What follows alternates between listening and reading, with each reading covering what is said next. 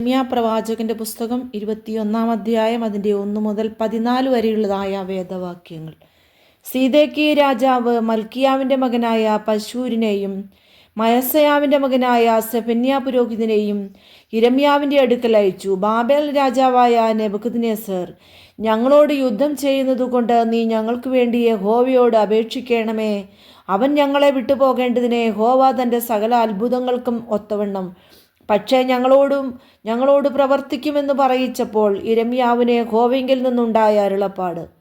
യിരെമ്യാവ് അവരോട് പറഞ്ഞതെന്തെന്നാൽ, നിങ്ങൾ സിദെക്കീയാവോട് ഇപ്രകാരം പറയണം, ഇസ്രായേലിൻ്റെ ദൈവമായ യഹോവ ഇപ്രകാരം അരുളി ചെയ്യുന്നു, മതിലുകൾക്ക് പുറമേ നിങ്ങളെ നിരോധിച്ചിരിക്കുന്ന ബാബേൽ രാജാവിനോടും കൽദയരോടും യുദ്ധം ചെയ്യുവാൻ നിങ്ങളുടെ കയ്യിൽ ഏൽപ്പിടിച്ചിരിക്കുന്ന ആയുധങ്ങളെ ഞാൻ മടക്കിച്ച് ഈ നഗരത്തിൻ്റെ നടുവിൽ കൂട്ടും. ഞാൻ തന്നെയും നീട്ടിയ കൈകൊണ്ടും ബലമുള്ള ഭുജം കൊണ്ടും കോപത്തോടും ക്രോധത്തോടും അത്യുഗ്രതയോടും കൂടെ നിങ്ങളോട് യുദ്ധം ചെയ്യും. ഈ നഗരത്തിൽ വസിക്കുന്ന മനുഷ്യരെയും മൃഗങ്ങളെയും ഞാൻ സംഹരിക്കും. അവർ മഹാമാരിയാൽ മരിക്കും. അതിൻ്റെ ശേഷം യഹൂദ രാജാവായ സിദെക്കീയാവെയും അവൻ്റെ ഭൃത്യന്മാരെയും ജനത്തെയും ഈ നഗരത്തിൽ മഹാമാരി, വാൾ, ക്ഷാമം എന്നിവയ്ക്ക് തെറ്റിയൊഴിഞ്ഞവരെ തന്നെ ഞാൻ ബാബേൽ രാജാവായ നെബൂഖദ്നേസറിൻ്റെ കയ്യിലും അവരുടെ ശത്രുക്കളുടെ കയ്യിലും അവർക്ക് പ്രാണഹാനി വരുത്തുവാൻ നോക്കുന്നവരുടെ കയ്യിലും ഏൽപ്പിക്കും.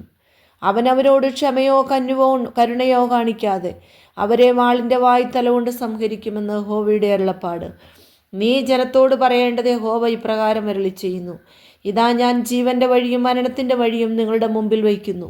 ഈ നഗരത്തിൽ പാർക്കുന്നവൻ വാൾ കൊണ്ടും ക്ഷാമം കൊണ്ടും മഹാമാരി കൊണ്ടും മരിക്കും. എന്നാൽ നിങ്ങളെ നിരോധിച്ചിരിക്കുന്ന കൽദയരുടെ പക്ഷം ചേരുന്നവനോ ജീവനോടെ ഇരിക്കും. അവൻ്റെ ജീവൻ അവന് കൊള്ള കിട്ടിയതുപോലെ ഇരിക്കും. ഞാൻ എൻ്റെ മുഖം ഈ നഗരത്തിന് നേരെ നന്മയ്ക്കല്ല തിന്മയ്ക്കത്രേ വെച്ചിരിക്കുന്നു എന്ന് യഹോവയുടെ അരുളപ്പാട്. അതിനെ ബാബേൽ രാജാവിൻ്റെ കയ്യിൽ ഏൽപ്പിക്കും.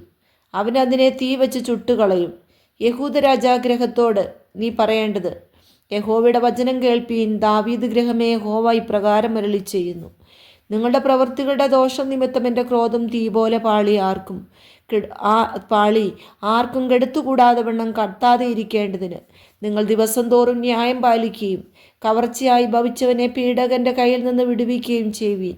താഴ്വരയിലും സമഭൂമിയിലും പാറയിലും പാർക്കുകയും ആർ ഞങ്ങളുടെ നേരെ വരും, ആർ ഞങ്ങളുടെ പാർപ്പിടങ്ങളിൽ കടക്കുമെന്ന് പറയുകയും ചെയ്യുന്നവരെ ഞാൻ നിങ്ങൾക്ക് വിരോധമായിരിക്കുന്നു എന്ന് യഹോവയുടെ അരുളപ്പാട്. ഞാൻ നിങ്ങളുടെ പ്രവൃത്തികളുടെ ഫലത്തിന് തക്കവണ്ണം നിങ്ങളെ സന്ദർശിക്കും. ഞാൻ അവളുടെ കാട്ടിന് തീ വയ്ക്കും, അത് അവളുടെ ചുറ്റുമുള്ള സകലത്തെയും ദഹിപ്പിച്ചു കളയുമെന്ന് യഹോവയുടെ അരുളപ്പാട്.